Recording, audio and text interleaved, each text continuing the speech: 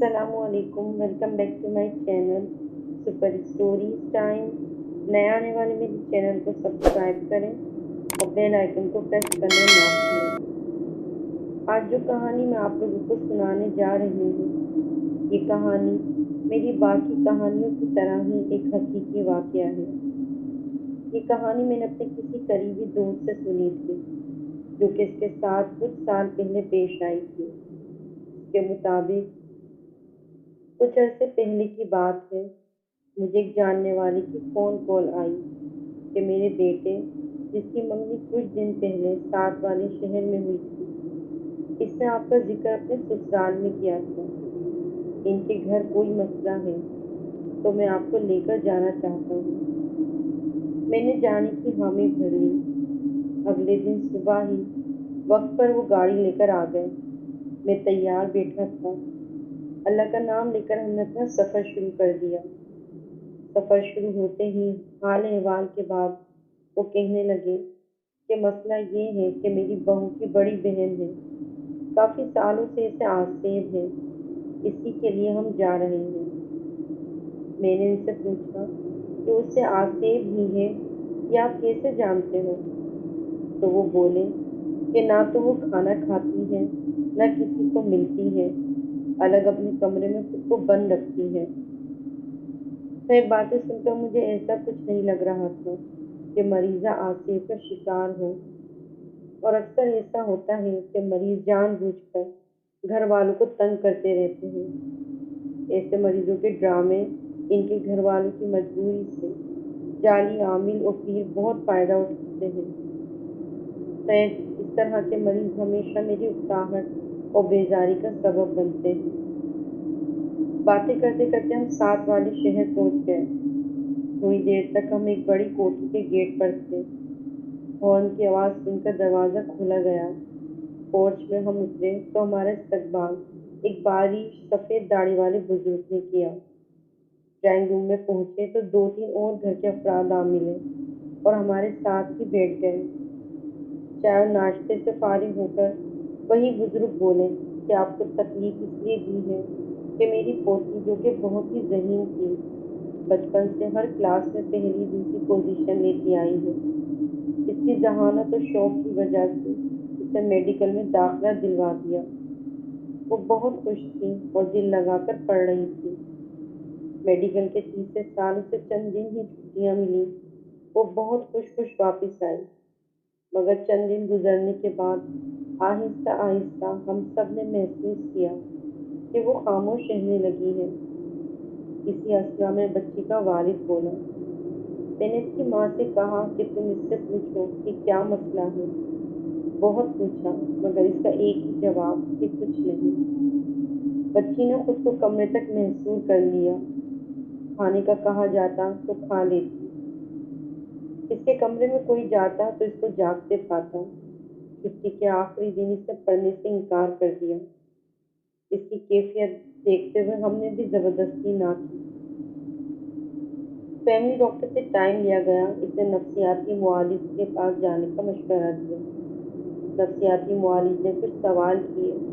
بچی نے بس ایک ہی جواب دیا کہ میرا دل نہیں لگتا۔ ڈاکٹر نے بے آرامی کی وجہ سے اسے نیند کی دوائی تجویز کر دی۔ جب کسی ڈاکٹر کے پاس جانا ہوتا تو وہ ایک بات کہنے پر ہی تیار ہو جاتی۔ ایک بات ہم سب نے نوٹس کی، جس کی وجہ سے ہمیں لگا کہ شاید کوئی آسیبی مسئلہ ہے۔ جب بھی اس کے کمرے میں کوئی جاتا، اس کو کپڑوں کی الماری، جو کہ لکڑی کی ہے، اس کی طرف دیکھ کر ہنستا ہوا پاتا، مگر آنے والے کو دیکھ کر خاموش ہو جاتا۔ اس لیے جو ہمارے پیر صاحب کی وفات کے بعد ان کے خلیفہ ہیں، ان کو بلایا گیا۔ انہوں نے یہ کہہ کر اس پر جادو ہے کچھ تعویذ دیے اور چلے گئے۔ اس کے بعد کافی سارے عامل آئے، سب نے یہی کہا کہ اس پر جادو ہے، اس لیے ایسا کر رہی ہے۔ جب سے تعویذوں سے علاج شروع کیا ہے، اس نے بالکل ہی کمرے میں خود کو بند کر دیا ہے، اور جب بھی اسے کمرے میں جائیں، اسے گھٹنوں میں منہ چھپائے آنسو بہاتے ہوئے دیکھتے ہیں۔ اس بات کو 2 سال سے اوپر کا عرصہ گزر چکا ہے۔ اس کے چپ ہونے کے بعد اس کی بیوی بولی، اگر آپ ہماری مدد کر سکتے ہیں تو آپ کا یہ احسان ہم کبھی نہیں بھولیں گے۔ میں نے کاغذ پینسل منگوانے کو کہا اور بچی کا مکمل حساب کر کے دیکھا تو نہ تو کوئی نفسیاتی بیماری نکلی اور نہ ہی جادو ٹونا، اگر نکلا تو آسیب کا اثر۔ میں نے ان سے کہا کہ کیا مجھے مریضہ کے پاس کمرے میں لے چلیں گی؟ بچی کے دادا اور والد مجھے ساتھ لے کر بچی کے کمرے تک پہنچے۔ اس کے والد نے کمرے کا دروازہ کھول کر اندر داخل ہو کر مجھے اندر آنے کو کہا۔ میں اندر داخل ہوا۔ میری نظر بیڈ پر گھٹنوں میں منہ چھپائے بیٹھی لڑکی پر پڑی۔ میں نے سلام کیا تو لڑکی نے منہ پر اٹھا کر میری طرف دیکھ کر سلام کا جواب دیا اور سیدھی ہو کر بیٹھ گئی۔ بیڈ کے پاس رکھے صوفے پر بیٹھنے کے بعد میں نے کہا، بیٹا کیسی ہو آپ؟ وہ بولی، میں ٹھیک۔ اس کے مختصر سے جواب سن کر میں نے کہا، مجھے یہاں اس لیے بلوایا گیا ہے کہ میں یہ جان سکوں کہ آپ کو مرض لگ گیا ہے۔ 2 سال سے آپ نے خود کو الگ تھلگ کر لیا ہے، پڑھائی بھی چھوڑ دی ہے، سب آپ کی وجہ سے پریشان ہیں، اور مجھے تو لگتا ہے آپ خود پریشان ہیں اور اداس بھی۔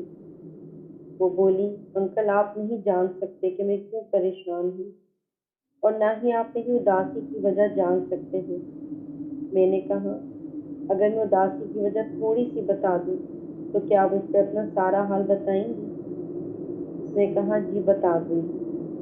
لڑکی کے والد اور دادا دونوں خاموش بیٹھے گفتگو سن رہے تھے۔ لڑکی میری طرف سوالیہ نگاہوں سے دیکھ رہی تھی۔ میں نے کہا، نہ تو آپ کو کوئی نفسیاتی مسئلہ ہے اور نہ ہی تعویذ۔ مسئلہ یہ ہے کہ آپ نے کسی ایسی مخلوق کو دیکھ لیا ہے جو بھلائی نہیں پا رہی۔ میری بات سنتے ہی لڑکی چونک گئی اور رونے لگی۔ میں نے اسے کہا کہ میں اس وقت ہی کچھ کر سکتا ہوں جب تک مجھے ساری بات کا پتہ چلے گا۔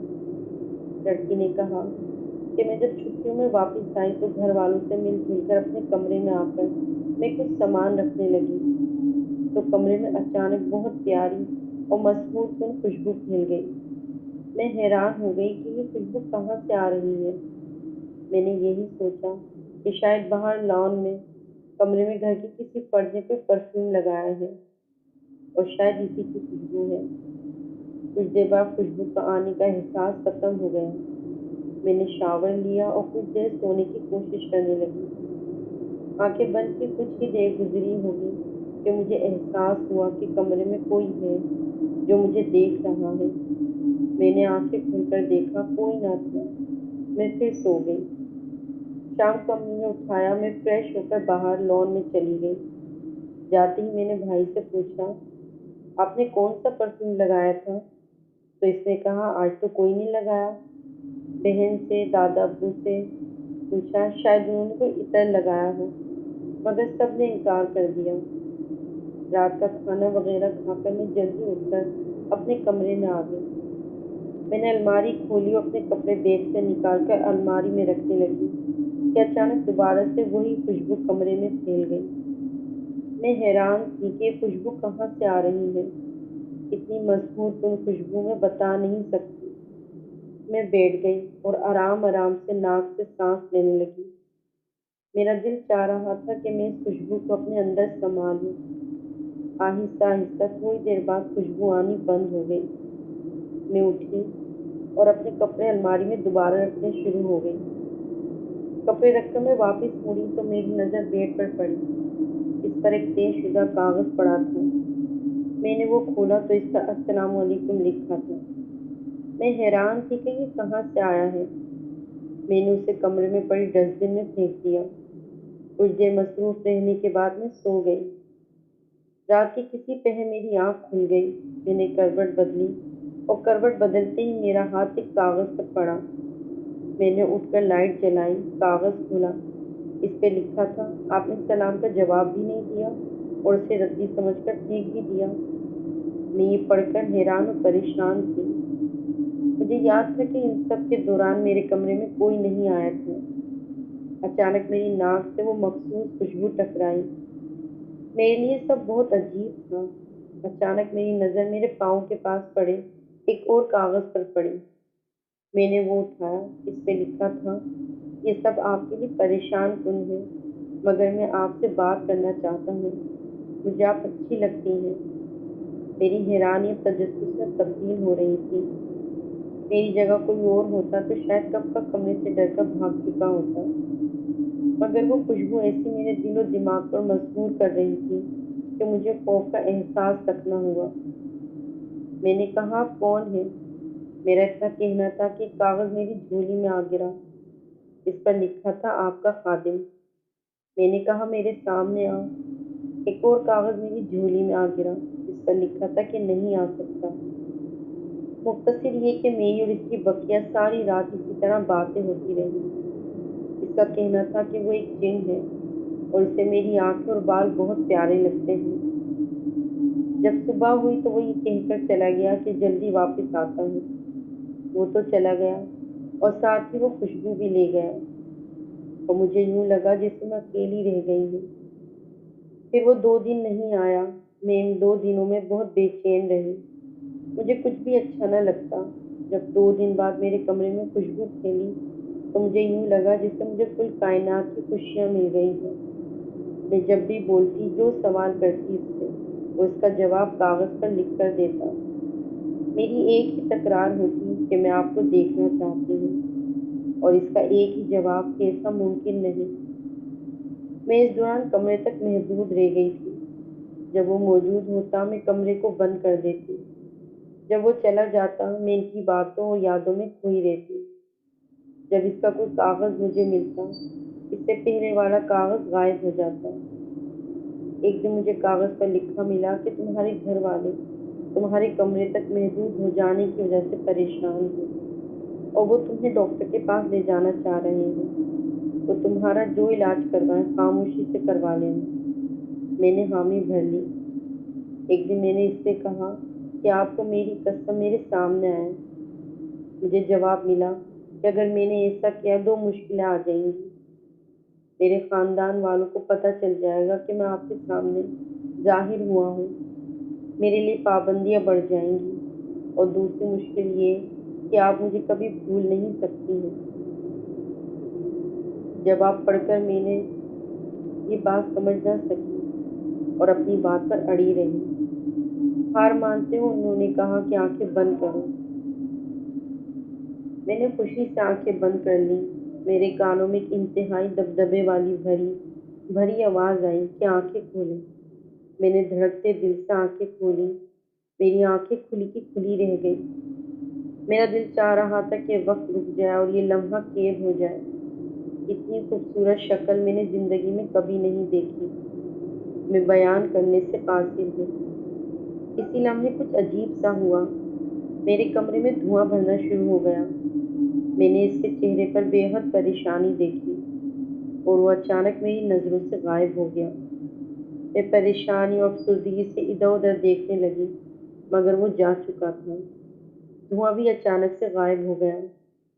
اس واقعے کے کئی دن بعد تک میرا رابطہ نہ ہوا۔ میری تو جیسے دنیا ہی لٹ گئی ہے۔ میں نے خود کو کمرے میں بالکل بند کر دیا۔ میں اپنی نادانی پر سارا دن روتی رہتی۔ میں نے گھر والوں کو کالج جانے سے منع کر دیا۔ کئی ہفتے گزر گئے۔ ایک رات میں بیٹھی رو رہی تھی کہ اچانک اس کی آمد کی خوشبو کا احساس ہوا۔ میں چونک کر خوشی سے ادھر ادھر دیکھنے لگی۔ مجھے خوشبو آ رہی تھی۔ میں اس کا نام پکارنے لگی، مگر مجھے کوئی جواب نہیں مل رہا تھا۔ کئی منٹ گزر گئے۔ اب میری خوشی بے چینی اور پریشانی میں بدل چکی تھی۔ میں کافی دیر اس کا نام لے لے کر پکارتی رہی، مگر جواب نہ ملا۔ اب اچانک خوشبو کا احساس آنا کم ہو گیا۔ خوشبو آ تو رہی تھی مگر بہت کم۔ اچانک میری نظر بیڈ کے سائڈ ٹیبل پر پڑی۔ وہاں ایک کاغذ پڑا تھا۔ میں نے جلدی سے اسے اٹھا کر کھولا۔ اس پر لکھا تھا، میں نے آپ سے کہا تھا کہ آپ کے سامنے آنے سے میرے لیے پریشانیاں بڑھ جائیں گی۔ میری قوم کو اسی وقت میری اس حرکت کا پتہ چل گیا تھا۔ اب فیصلہ یہ ہوا ہے کہ اب کبھی اگر میں نے آپ سے رابطہ رکھا تو میرے ساتھ آپ کو بھی سزا ملے گی، اور میں یہ نہیں چاہتا۔ آخری سانس تک آپ کو یاد رکھوں گا، مگر آپ مجھے بھول جانا۔ میری خوشبو میرے آخری پیغام سے ہمیشہ آتی رہے گی۔ اللہ حافظ۔ اس کاغذ کو پڑھ کر میری دنیا ویران ہو گئی۔ میرے گھر والے مجھے جب کسی علاج کا کہہ دیتے میں چپ کر کے کروا لیتی۔ بہت لوگ آئے، سب نے اپنی اپنی باتیں کی۔ آپ پہلے انسان ہیں جنہوں نے سچ بتایا۔